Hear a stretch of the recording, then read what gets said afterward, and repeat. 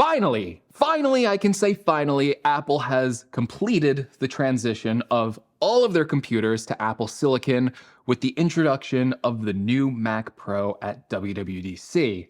But that wasn't the only new Pro desktop announced at WWDC, because there is now a refresh to the M1 Mac Studio, and of course it now gets the new M2 Max chip and a chip we've never seen before, the M2 Ultra chip. But now with a Mac Studio and now this new Mac Pro, what's the right Mac desktop you should get? And also don't forget, Apple recently just refreshed that M2 Mac Mini with the M2 Pro chip, and there might be a little bit of a situation here if you're looking at actually getting one of these new Mac desktops, because I think there is a new clear winner among all of them. So I kind of want to talk about that in today's video, and I want to go over what's new with that new M2 Mac Studio and that new M2 Mac Pro, which maybe, I'm just going to say it right now, maybe no one should buy. Okay, so what's new with the M2 Mac Studio? Because I think this looks like a really fantastic update to the M1 Mac Studio. And what I mean by a fantastic update is Apple really didn't have to do too much, right? They just had to put in newer chips into it, and that's all it needed. And that's basically what it got. So the outward design of the Mac Studio stays exactly the same. The port selection stays exactly the same, with one minor change, I guess, is that this new M2 Mac Studio now gets the HDMI 2.1 port that was introduced on the M2 Mac Mini. So that can now drive an 8K display at 240 hertz. Another nice change to the Mac Studio is that it now gets some updated networking, so it gets Bluetooth 5.3 and then Wi-Fi 6E. But other than that, there's really no new feature changes on this Mac Studio besides the new chips, which is the new M2 Max chip, which we've already seen on the 16-inch MacBook Pro. I expect that performance would be very similar to that 16-inch MacBook Pro inside of this Mac Studio, and that still starts at the same $2,000 starting price.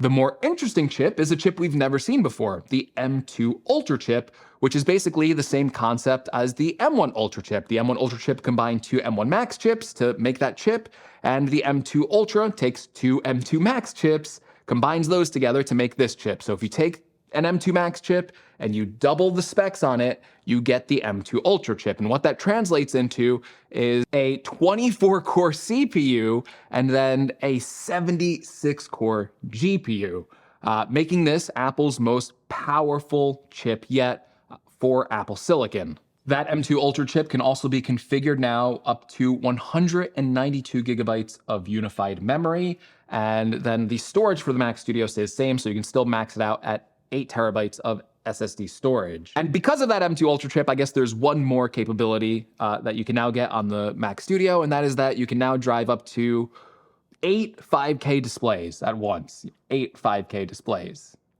8 5K displays. Okay, so I don't know who's doing that. I guess there's some professional out there who might need 8 displays connected to their Mac.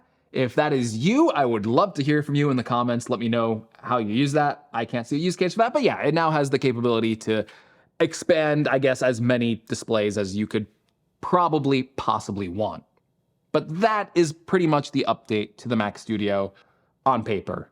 Now let's take a look at the Mac Pro. So with the Mac Pro, you're getting the same design on the outside as the 2019 Intel Mac Pro. It's still a big desktop tower. Internally for power, though, it is basically getting the same specs as the M2 Ultra Mac Studio. It's going to come with those same configurations. There is no more powerful chip. There's no like 4 M2 Max chips or 2 M2 Ultra chips stuck together to make a more powerful M2 Extreme chip. Apple is basically saying that the M2 Ultra is the most powerful chip. It's going to be in both of these computers, in the much smaller Mac Studio, and then in the, the big desktop tower, the full desktop tower size Mac Pro. Why is it so big?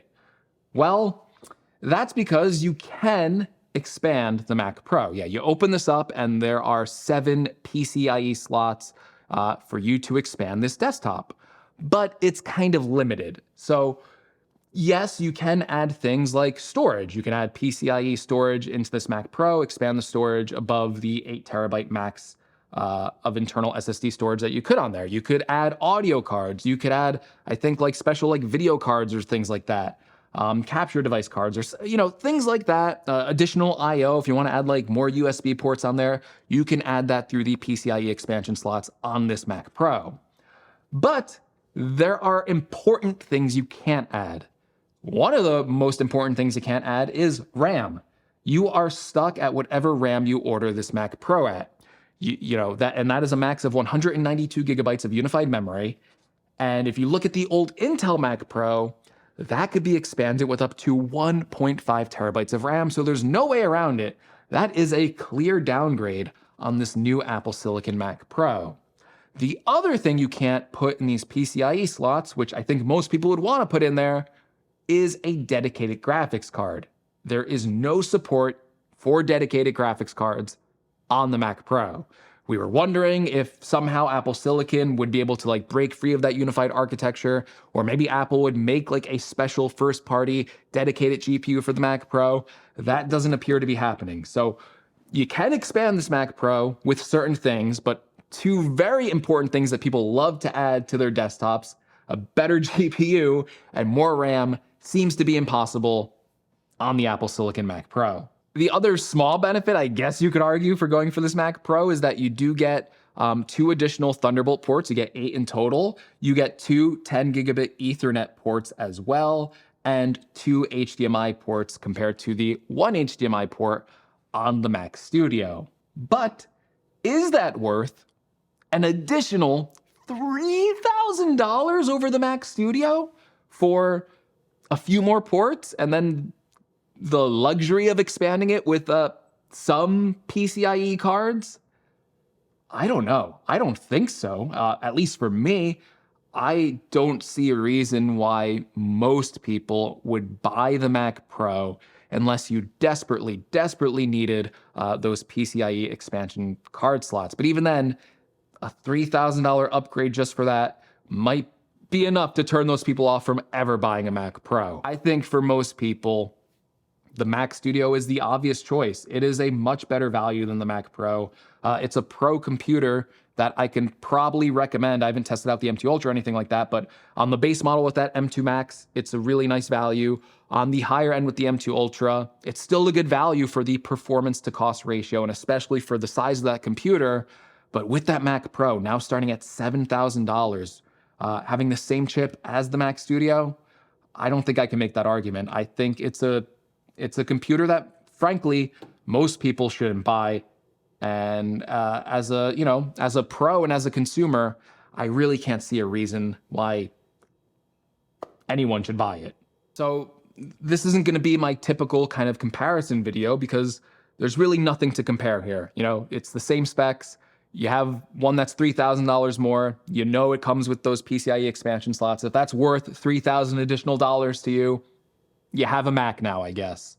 I'm hoping in the future that, maybe this was like a stopgap. Maybe Apple is working on, I know they had apparently production issues getting that 4-chip design, that M2 Extreme. Maybe that comes in like a future M3 product where we get like an M3 Extreme with, 2 M3 Ultras stuck together and you get a more powerful Mac, and there's a reason for that bigger desktop Mac to properly cool it. But at least for now, it's a hard sell. That's all I'll say, right? But let's talk about something I can make another comparison to, and that is kind of like this whole desktop Mac lineup right now, because you have a lot of desktop options. You have the Mac Mini, the new M2 Pro Mac Mini, and then in the middle, you have the M2 Mac Studio, and then, you have that Mac Pro now. And you also have the iMac, but that still has the M1 chip, so we're not going to talk about it. I think what most people want to know is, should you buy an M2 Pro Mac Mini or the M2 Mac Studio? Now, I still think that M2 Pro Mac Mini is a good value, provided you are getting the base model with the M2 Pro chip with the lower GPU core count. That is still at $1,299 for that machine, 512 gigabytes of storage, 16 gigabytes of memory. That is, that's a good value. That's going to be a machine that performs really, really well for most people. For $1,300, that's an excellent computer. The problem is, though, if you start to spec out that M2 Pro Mac Mini, and you put in that higher end Pro chip, and then you start to add memory, if you add, it starts with 16 gigabytes of memory. If you add on 32 gigabytes of memory and you have that 512 gigabytes of storage, the price point is exactly the same now as the M2 Mac Studio. That makes no sense, right? So the M2 Mac Studio is a better computer in every way. You get a more powerful CPU, you get a more powerful GPU, and you get a computer that has even more Thunderbolt ports and 10 gigabit Ethernet port as standard. Like if you added the 10 gigabit Ethernet port onto the M2 Pro Mac Mini with the same specs as the Mac Studio, it's $100 more than that device. So to me, the lower binned M2 Pro chip still makes sense in the Mac Mini. That's still a good value. But if you are speccing that Mac Mini up, don't bother. As for advice for speccing out that Mac Studio, again, I think that base model is going to be fine for a lot of people. It's a lot of power in a desktop. Of course, if you know you're pushing the limits, if you know you're a pro, you probably don't need my advice, but that M2 Ultra configuration now exists. I have no idea how it performs. There's no real world tests out there yet, but it seems like it's going to be a pretty powerful device with a 24 core CPU and then a 76 core GPU. Don't forget though, it's still binned if you're getting the base model M2 Ultra. That only comes with a 60-core GPU, but I guess another bit of advice would be if you only care about CPU cores and you really don't care about the GPU performance, you don't have to spend the additional $1,000 to upgrade that M2 Ultra chip to the full 76-core GPU model. You can just stay with that 60-core GPU model. It should still be plenty powerful too, even if you do need some GPU capabilities. But yeah, those are the new Pro Mac lineup for the Mac desktops, right? We got a M2 Pro Mac Mini. We got the M2 Mac Studio. Unfortunately, I guess we have this new M2 Mac Pro if you really want it. But I guess the more important point is Apple did it. They completed the transition to Apple Silicon. This is now their lineup, for better or for worse. But yeah, I'm really excited for that Mac Studio. I love that computer. That's the computer I personally use to run this channel. So I'm excited that it's getting updated and staying in the lineup. That is good news. I'm just a little bit disappointed for people who are interested in the Mac Pro because I don't think it's worth it. So hopefully you found this video helpful. If you did, be sure to give me a like. Make sure to subscribe for more WWDC coverage. And thank you so much for watching. And I will see you all in the next video. Take care, everyone.